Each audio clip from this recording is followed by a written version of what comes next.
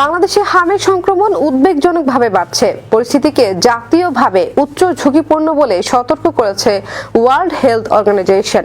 সংস্থাটির সাম্প্রতিক প্রতিবেদনে বলা হয়েছে, দেশের ৬৪ জেলার মধ্যে ৫৮ জেলাতেই ছড়িয়ে পড়েছে হাম।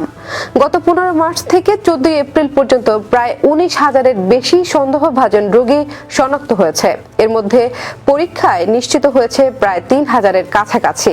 সবচেয়ে বেশি আক্রান্ত ৫ বছরের কম বয়সী শিশু।